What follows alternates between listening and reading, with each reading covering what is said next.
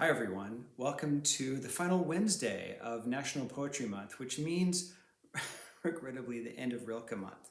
I have loved Rilke Month. I kind of want every month to be Rilke Month. I'm going to make April my own Rilke Month, I think, every year going forward. Oh, that's my son practicing saxophone in the background, so we might get serenaded while I talk to you about Rilke, which somehow seems appropriate. I'm going to close out National Poetry / Rilke Month with many people's favorite poem by Rilke. Other than Archaic Torso of Apollo, this might be his most known and his most beloved poem.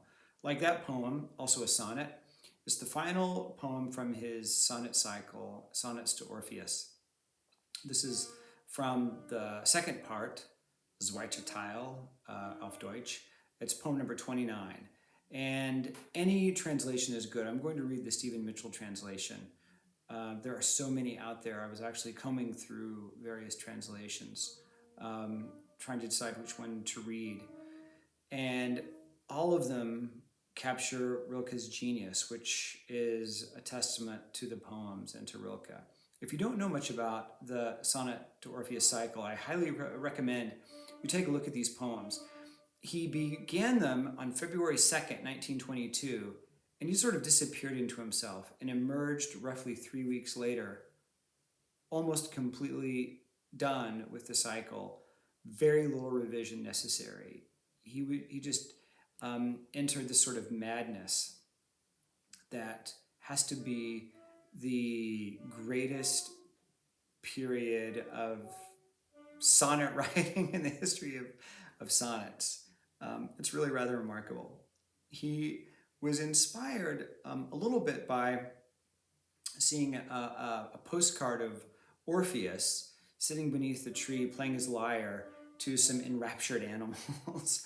And that kind of got him thinking about Orpheus as this kind of poetic figure whose words could sort of make magical things happen. He was also really taken by the death of a friend of his daughter's. She died at, I think, age 19. And this really moved him in a way. In fact, he dedicates the book to her memory. And the book is this sort of mixture of praise and mourning, a little bit like the Ninth Duino Elegy, skewing more toward the praise than toward the mourning, especially this particular poem, which I'm going to read now. This is poem 29, the Stephen Mitchell translation. Silent friend of many distances, feel how your breath enlarges all of space. Let your presence ring out like a bell into the night. What feeds upon your face grows mighty from the nourishment thus offered. Move through transformation, out and in. What is the deepest loss that you have suffered? If drinking is bitter, change yourself to wine. In this immeasurable darkness, be the power that rounds your senses in their magic ring, the sense of their mysterious encounter. And if the earthly no longer knows your name, whisper to the silent earth, I'm flowing. To the flashing water, say, I am. Now, Mitchell's translation is pretty interesting because he preserves the rhyme scheme of the poem. What this poem changed for me was a couple of things. One, I love the sort of subtle advice that Rilke gives in this poem. It's reassuring without being preachy. It is comforting without being condescending. He also infuses the poem with this real lyric sensibility. He uses this notion of reversal, if drinking is bitter, change yourself to wine. And he balances that with these questions. What is the deepest loss that you have suffered? You'll notice that the poem has an unbelievable sense of proportionality that sort of begins with address, silent friend of many distances, and then moves into this notion of sort of comfort.